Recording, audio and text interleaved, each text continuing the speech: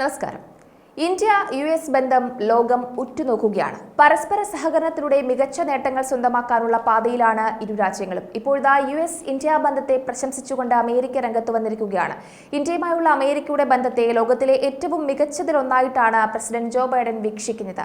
ഇരു രാജ്യങ്ങളും സുപ്രധാന മുൻഗണനകളിൽ അടുത്തു പ്രവർത്തിക്കുന്നു. ക്വാഡ്രിലാറ്ററൽ സെക്യൂരിറ്റി ഡയലോഗ് ഉൾപ്പെടെയുള്ള പ്രധാന മുൻഗണനകളിൽ ഇന്ത്യയുമായി US പ്രവർത്തിക്കുന്നുവെന്ന് white house press secretary Karine Jean Pierre നടത്തിയ പത്രസമ്മേളനത്തിൽ വ്യക്തമാക്കുന്നുണ്ട്.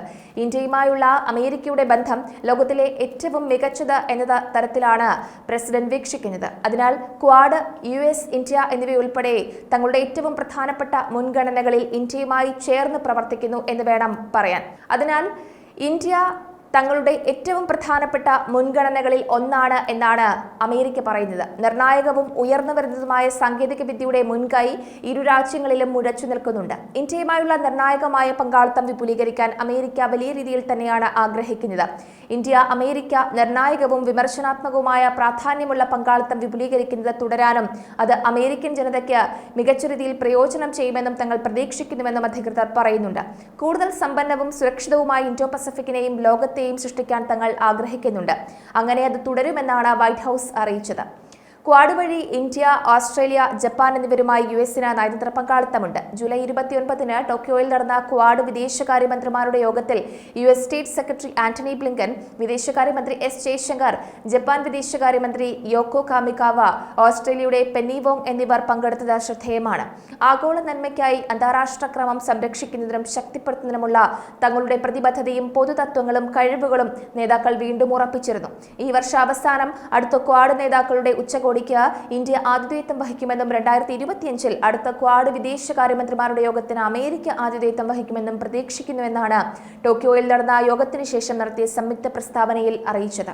ഇൻഡോ പസഫിക് മേഖലയുടെ സുസ്ഥിര വികസനം, സമൃദ്ധി എന്നിവയെ പിന്തുണയ്ക്കുന്നതിനും മേഖലയുടെ ആവശ്യങ്ങളോട് പ്രതികരിക്കുന്നതിനുമുള്ള പോസിറ്റീവും പ്രായോഗികവുമായ അജണ്ടയാണ് സംഘത്തിലെ രാജ്യങ്ങൾ കൂട്ടായി മുന്നോട്ട് കൊണ്ടുപോകുന്നതെന്ന് ക്വാഡ് വിദേശകാര്യമന്ത്രിമാരുടെ യോഗം പ്രസ്താവനയിൽ അറിയിച്ചിരുന്നു. പങ്കാളിത്തം, സമത്വം, പരസ്പര ബഹുമാനം എന്നിവയിൽ അധിഷ്ഠിതമായി എങ്ങനെ സഹകരിക്കാമെന്നും വ്യാപാരം നടത്താമെന്നും എല്ലാ രാജ്യങ്ങൾക്കും ആളുകൾക്കും സ്വതന്ത്രമായി തിരഞ്ഞെടുക്കാൻ കഴിയുന്ന ഒരു മേഖലയിലേക്ക് അവർ സംഭാവന ചെയ്യുന്നുവെന്നും പ്രസ്താവനയിൽ പറഞ്ഞിരുന്നു.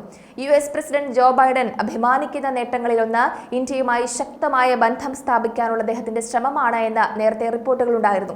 ഇന്ത്യൻ മഹാസമുദ്രത്തിലും ഇൻഡോ പസഫിക്കിലും സാങ്കേതിക വിദ്യയിലും ഇരു രാജ്യങ്ങളും മുമ്പത്തെക്കാളും കൂടുതൽ അടുത്തു പ്രവർത്തിക്കുന്നുണ്ട്. മുതിർന്ന US അഡ്മിനിസ്ട്രേഷൻ ഉദ്യോഗസ്ഥൻ വ്യക്തമായ വിവരങ്ങൾ ഈ അടുത്ത് പറഞ്ഞിരുന്നു. ഇരുവശത്തുമുള്ള നേതാക്കൾ ഈ ബന്ധത്തെക്കുറിച്ചുള്ള അവ്യക്തത ഉപേക്ഷിച്ചുവെന്നും ആഗോളവേദിയിൽ ചെയ്യുന്ന എല്ലാ കാര്യങ്ങളിലും ഇന്ത്യയുമായുള്ള ഇടപഴകലിനെ പ്രധാന കേന്ദ്രമായിട്ടാണ് US കാണുന്നതെന്നും പറഞ്ഞിരുന്നു. ഇൻഡോ പസഫിക്കിലും ഇന്ത്യൻ മഹാസമുദ്രത്തിലും സാങ്കേതിക വിദ്യ പോലെയുള്ള പ്രധാന വിഷയങ്ങളിലും US-ഉം ഇന്ത്യയും മുമ്പത്തെക്കാളും കൂടുതൽ അടുത്തു പ്രവർത്തിക്കുന്നുണ്ട് എന്നാണ് നിരീക്ഷകരും വ്യക്തമാക്കുന്നത്. ഉഭയകക്ഷി ബന്ധം ഗണ്യമായി പോസിറ്റീവ് ദിശയിലേക്ക് നീങ്ങുകയാണ് എന്നും സാധ്യമായ എല്ലാ മേഖലകളിലും മികച്ച ബന്ധമാണ് ഇരു രാജ്യങ്ങളും പുലർത്തുന്നത്. മറ്റു രാജ്യങ്ങളുമായുള്ള ഇന്ത്യയുടെ ബന്ധം പോലെ അമേരിക്കയുമായുള്ള ഇന്ത്യയുടെ ബന്ധവും മെച്ചപ്പെട്ടതായി തന്നെയാണ് തുടരുന്നത്.